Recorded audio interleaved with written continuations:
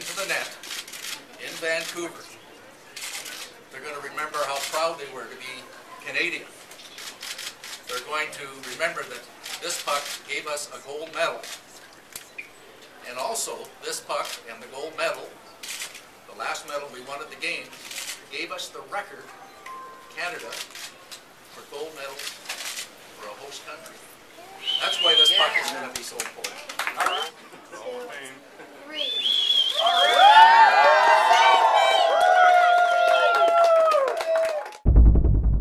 Hey there, it's Dan Berlin, the Sports Junkie, and I am joined by hockey legend Ron Ellis here at the Hockey Hall of Fame in Toronto on a very momentous day, on a day where a special puck, the one that Sidney Crosby used to score the gold medal game-winning goal, here today. Now I want to ask you, as the Director of Public Affairs here at the Hockey Hall of Fame, as a Canadian, as a hockey fan, how much did this goal mean to you, and how much does it mean to the Hall of Fame to have this 6-ounce piece of rubber on display?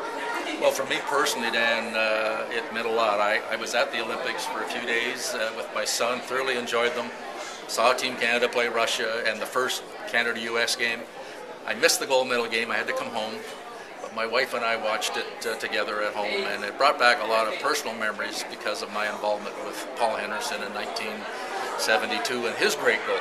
I played on a line with Paul in that series. Absolutely. So to see that goal go in and to see the script that was written for Sidney, it was identical to the script written for Paul Henderson. So it just flooded back all those memories. And Paul and I are very close. We're the best of friends, and we talk on the phone weekly. And but I told him, I think, Paul, all said and done, I think your script was just a little bit better because of the unknown at the time. Well, that's an interesting point, because I think what a lot of people are doing is creating a comparison point. What was the biggest goal in Canadian hockey history? Is it Sidney Crosby's goal of just a month ago, or was it Henderson's? But what I'd like to explain is, as Ron mentioned, he was a member of that 1972 Summit Series winning team against the Russians.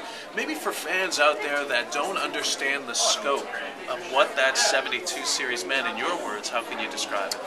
Well, just before I go there, Dan, certainly for people 40 and under, this is their moment. This is the one they're going to share with their grandkids, the goal that Sidney scored. For folks a little bit older who witnessed Paul's goal and Sidney's goal, you know, it's going to be debatable, and that's terrific for the game. That's terrific for fans, because when they're having a little pop together, and it creates a lot of good conversation. But 72 was very, very unique. It was the first time, because it was the first time we used our professionals against the Russians. And we didn't know very much about them until we got on the ice with them and found out how that they were very talented hockey players. When Canada played US, we knew what Miller could do. We knew what Parisi could do. We knew what Stashny could do. So it was the unknown, I think, back in our day. And the fact also that we got behind in the series and played 8 games against one team. That's the difference too. 8 games against one team. Team Canada had to play, was it 6 games to get to the gold? We played 8 games against the same team. And we had to win the last 3 games. A tie, it would have been over because there was no arrangement for overtime or shootouts. And if we had tied one of those last 3 games, they would have won the series. And the other component was the political component. Russia was a communist country at the time, the big bad bear. And I mean, the U.S. is bad, but the Russians, I mean, they were the enemy back then. At that time, and there were no Russians or Europeans playing in the league at the time.